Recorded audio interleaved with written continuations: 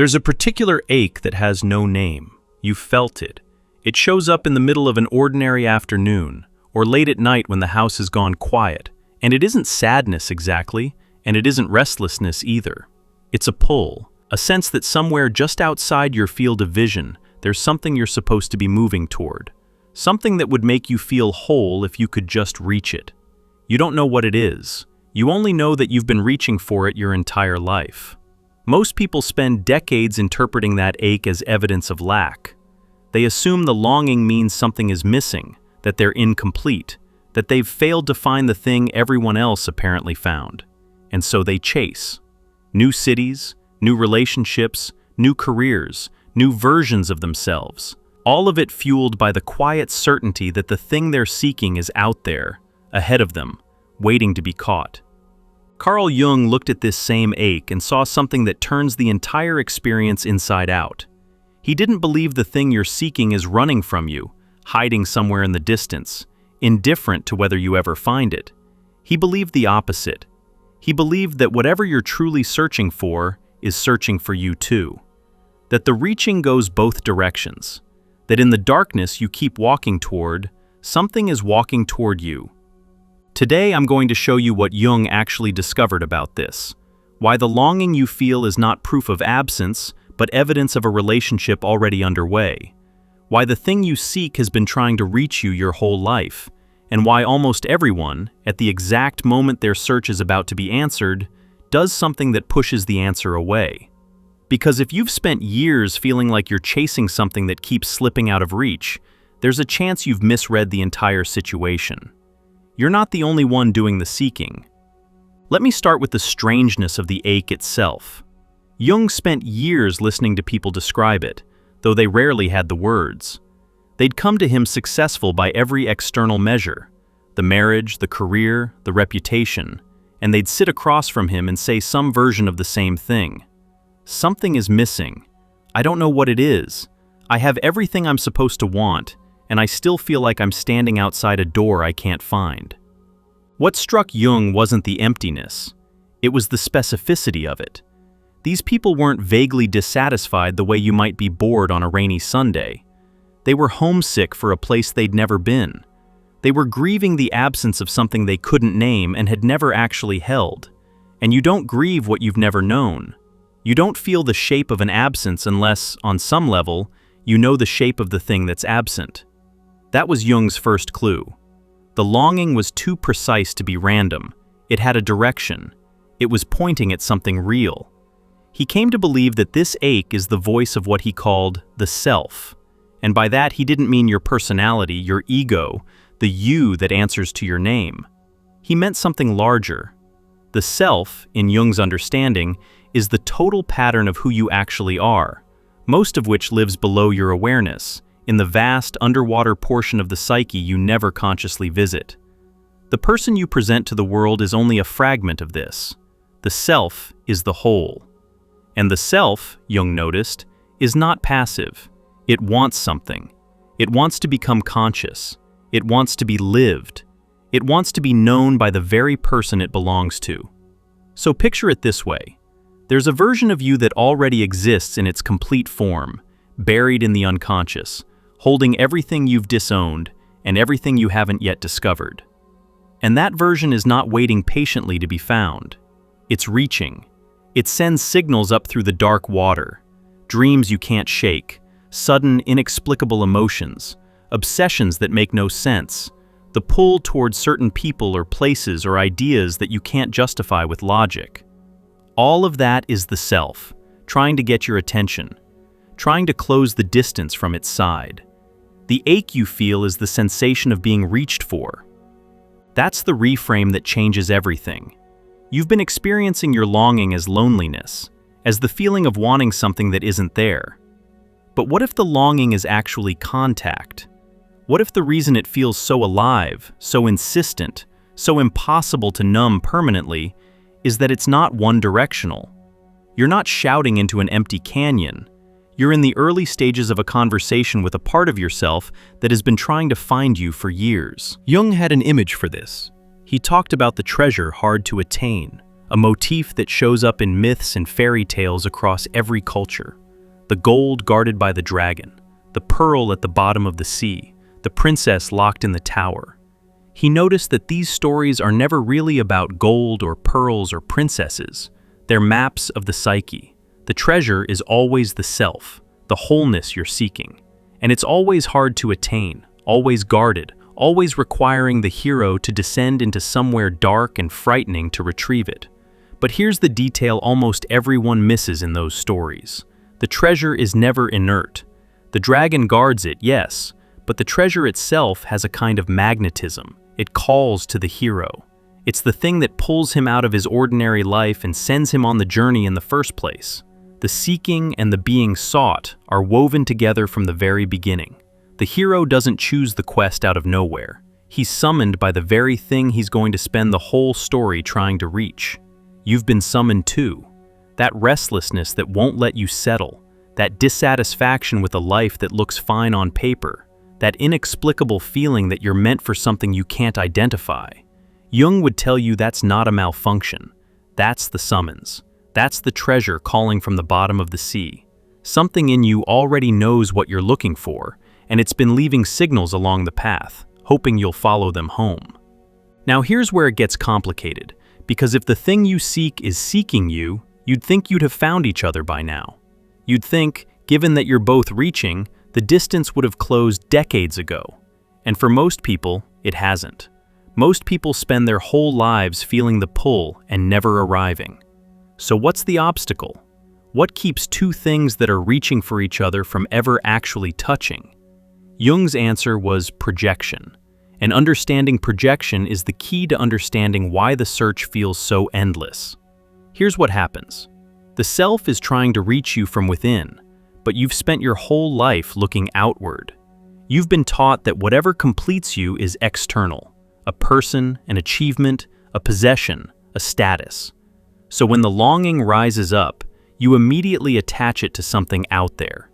You meet someone and think, this is it, this is what I've been missing. You get the promotion and think, now I'll finally feel whole. You take what belongs to the inner search and you cast it onto the outer world, like a projector throwing an image onto a screen. And for a while, it works. The person, the achievement, the new life, they light up with all the meaning you've projected onto them. They glow with a significance that feels almost supernatural because you've loaded them with the weight of your deepest need. This is why falling in love feels like finding the answer to a question you've carried your whole life. You have found the answer. You just found it in the wrong place. You took the treasure that lives inside you and saw it shining in someone else's face. The problem is that no external thing can hold that projection forever. Eventually, the glow fades. The person turns out to be a person, flawed, ordinary, incapable of being your salvation. The achievement turns out to be just an achievement, and the ache returns within months, sometimes weeks. And you conclude that you chose wrong, that this wasn't the thing after all. So you start seeking again, projecting again, chasing again, convinced that the real answer is still out there, still ahead of you. Jung saw this cycle destroy people, not because there's anything wrong with love or ambition, but because the search was aimed in the wrong direction the entire time. The thing you seek was seeking you from the inside, and you kept running outward to find it. You were two people looking for each other in the same house, except one of you kept leaving through the front door every time the other one walked in. This is the tragedy at the center of so many lives.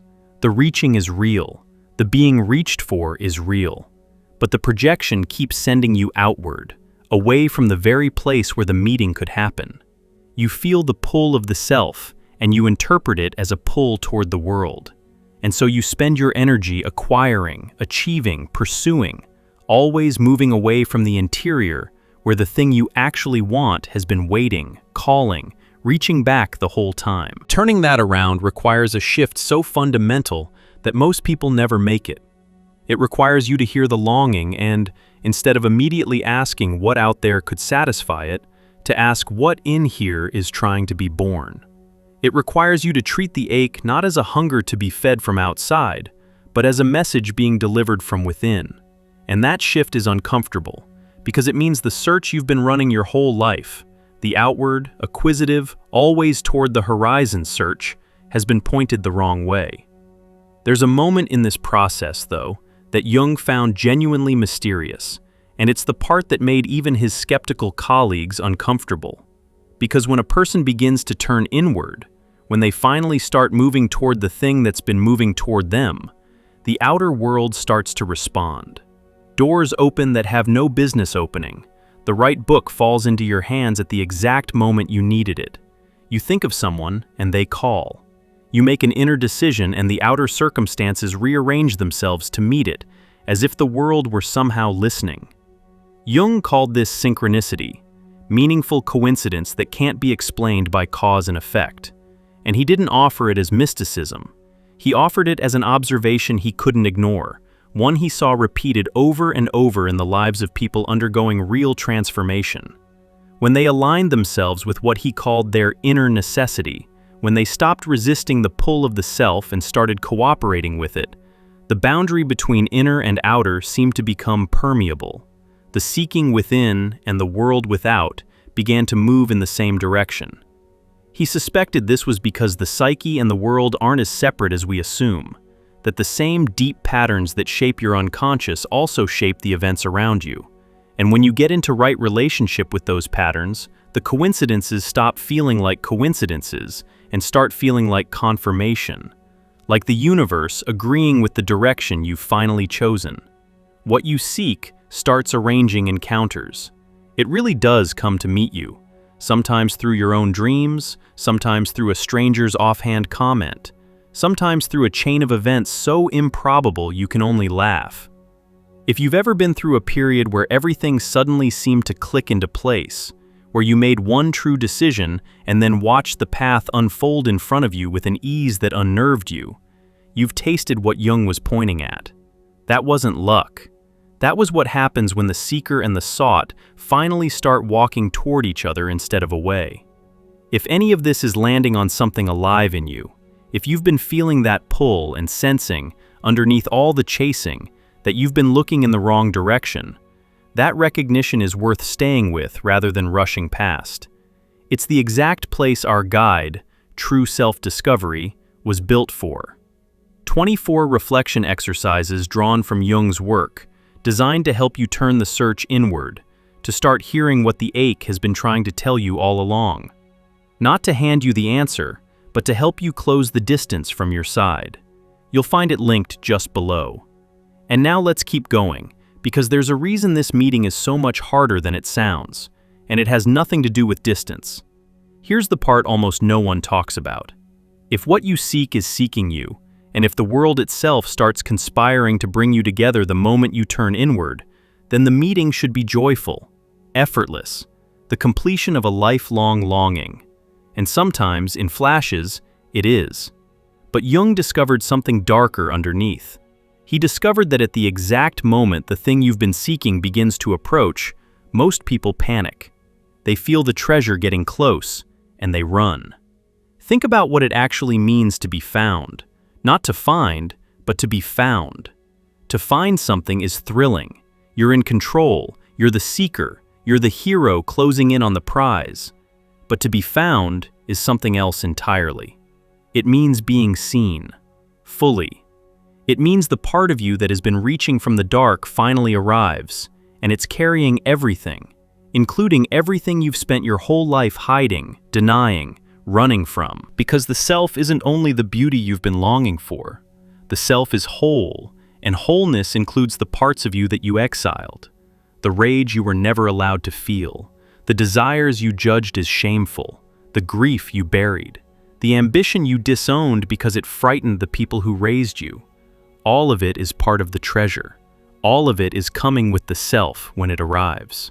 And so, being found means being reunited not just with your gold, but with your shadow, with the disowned material you've spent decades keeping in the dark. This is why the treasure is guarded by a dragon.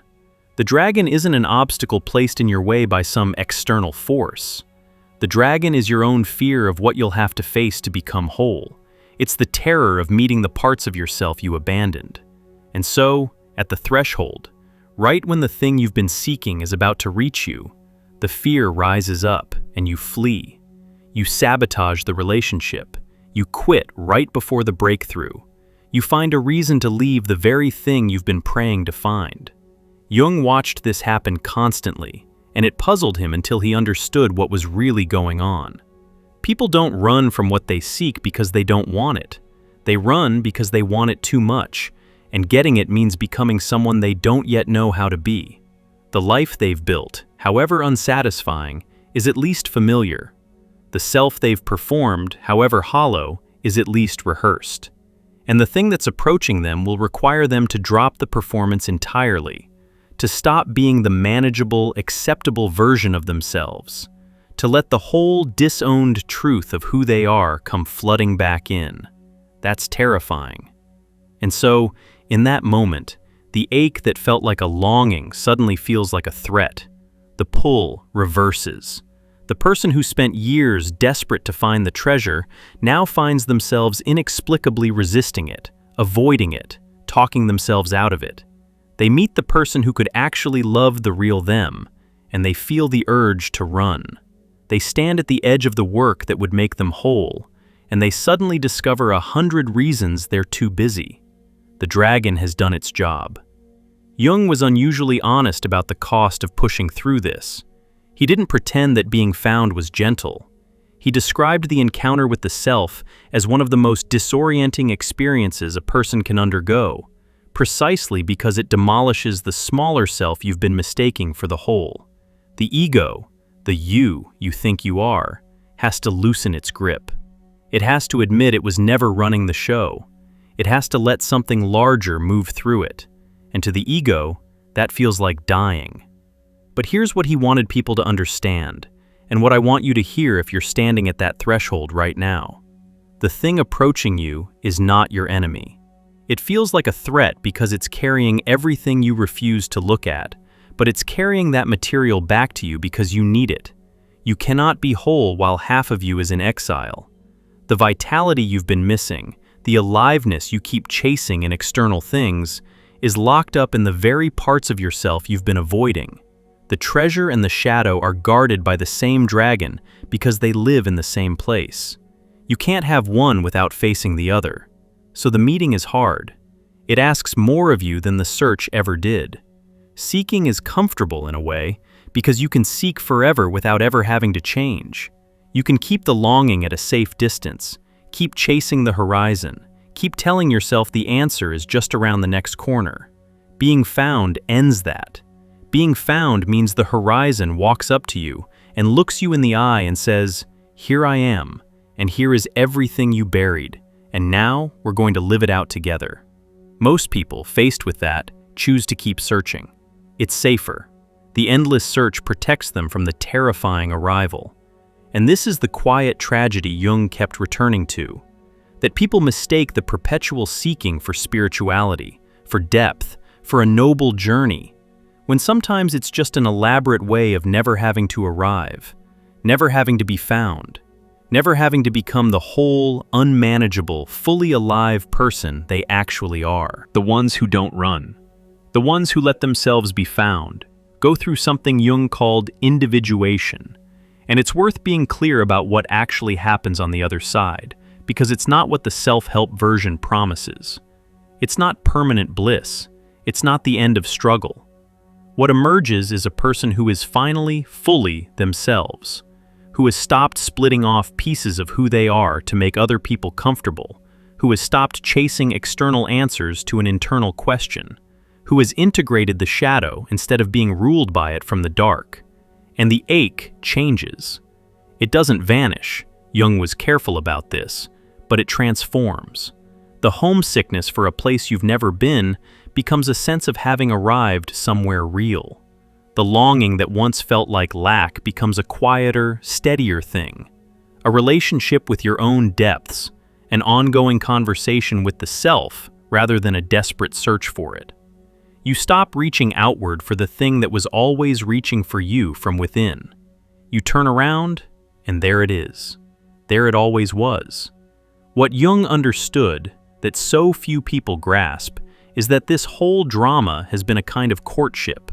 The seeking and the being sought, the projection and the withdrawal, the running and the return, all of it is the process by which you and your own wholeness find your way back to each other. The distance was never really about geography. You didn't have to travel anywhere. You had to become willing to be met. You had to let the fog clear enough to see that the figure walking toward you through it was carrying your own face. Consider what this means for the ordinary details of your life. The person you keep almost becoming and then retreating from, that's the self, approaching. The work you feel called toward but keep finding reasons to avoid, that's the treasure, calling. The relationship that scares you precisely because it might actually see you, that's the meeting you've been longing for and fearing in equal measure. The pattern of getting close to what you want and then sabotaging it isn't evidence that you're broken. It's evidence that the dragon is real and you've been standing at the threshold, which means you're closer than the people who never got close enough to feel afraid. That fear you feel when something good gets near, Jung would tell you to read it differently. Not as a warning to retreat, but as a sign that you've arrived somewhere that matters. The trembling at the threshold is not proof you're in danger. It's proof you're in the presence of something real enough to change you. The things that can't transform you don't frighten you. Only the treasure guards itself with a dragon. And this is the reframe that can reorganize an entire life. You've spent so long believing you're the pursuer, the one doing all the work, the one reaching into an indifferent void, hoping to grab hold of something that keeps escaping. Let that go. You are also the pursued. There is something on the other side of this that wants to reach you as badly as you want to reach it, that has been leaving clues in your dreams, arranging the meaningful coincidences, sending up the ache again and again precisely so that you wouldn't forget, wouldn't settle, wouldn't fall asleep in a half-lived life. The persistence of your longing is the persistence of its longing for you. So the question stops being, how do I find what I'm looking for? The search was never the hard part. You've been searching your whole life. The real question is whether you can bear to be found, whether you can stand at the threshold, feel the dragon's heat, and stay, whether you can let the fog close the last few feet of distance and allow the thing that's been walking toward you to finally arrive, carrying its gold and its shadow both, asking you to become the whole person you were always meant to be.